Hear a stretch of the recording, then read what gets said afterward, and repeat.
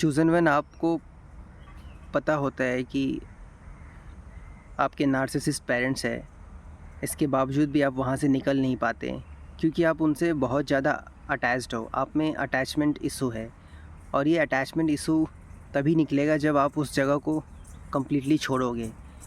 जब तक आप उस जगह पे हो वो लोग आप पे हावी हैं और आपको हर तरीके से कंट्रोल कर रखे हैं।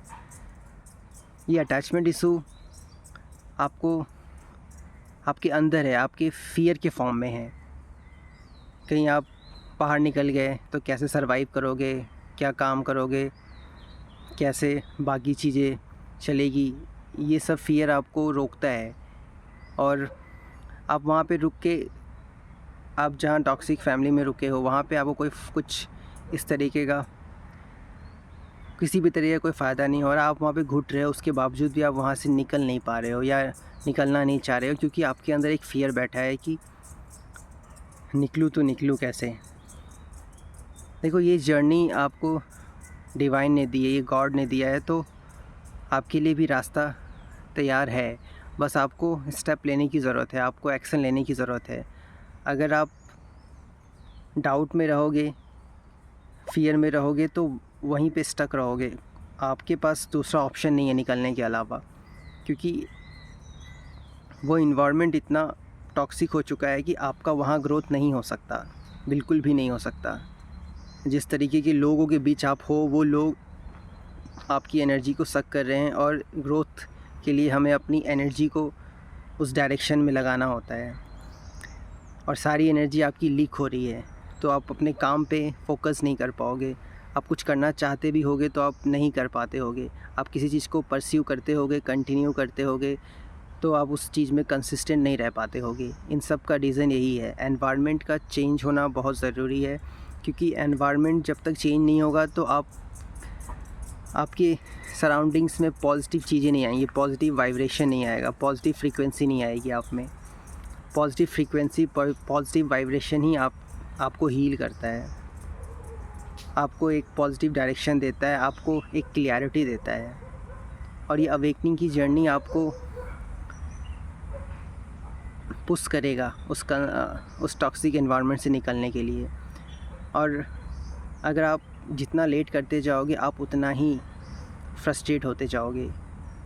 निकलने के अलावा, एनवायरनमेंट को चेंज करने के अलावा आपके पास दूसरा ऑप्शन नहीं है, क्योंकि अभी आप जिस एनवायरनमेंट में हो आप पूरी तरीके से वहाँ घिरे हुए हो नेगेटिविटी से, टॉक्सिसिटी से। आप ट्रॉमेटाइज हो और आपके अंदर ये जो ट्रॉमा होता है, आप इस ट्रॉमा को लाइटली मत लो। ये ट्रॉमा आपकी लाइफ को पूरी ज़िंदगी स्टक रखेगा, ग्रोथ होने ही नहीं देगा।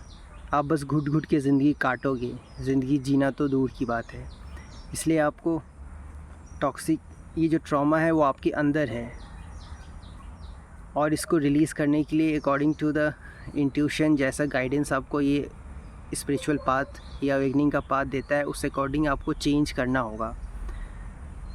चेंज करने से आपकी लाइफ में नेचुरली चेंजेस आने लगेंगे, क्योंकि एनवायरनमेंट पॉजिटिव होगा तो पॉजिटिव फ्रीक्वेंसी बाहर की जो है वो आपको हेल्प करती है आपके अंदर के ट्रॉमास को हील करने में। आप ऐसे पॉजिटिव एनवायरनमेंट में जाओ जहाँ पे लोग अच्छे हों, काम अच्छा हो, आप सुकून से रह पाओ, आपको एक स्ट्रेंथ फील हो। टॉक्सिक पेरेंट्स, नार्सिसिस्ट पेरेंट्स अपनी सारी फेलियर, अपनी सारी टॉक्सिसिटी वो आपके ऊपर थोपते जाते हैं, होल लाइफ थोपते रहेंगे। वो कभी नहीं चाहेंगे कि आप निकलो, बाहर जाओ, क्योंकि उनकी ज़िंदगी ही आपके भरोसे चल रही है।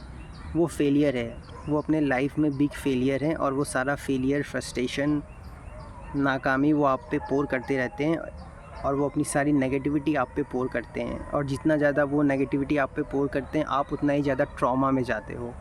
और ये ट्रॉमा इतना डेंजरस है कि आपको अंदर से खाता जा रहा है, आपको अंदर से बर्बाद करता जा रहा है। इसलिए आप चाह कर भी कुछ नहीं कर पा रहे हो। इसलिए एनवायरनमेंट का चेंज होना बहुत ज़रूरी है। ये स्पिरिचुअल पाथ खुद आपको पुश करता है, खुद कहता है कि एनवायरनमेंट को चेंज करने की चेंज करने का टाइम आ चुका है।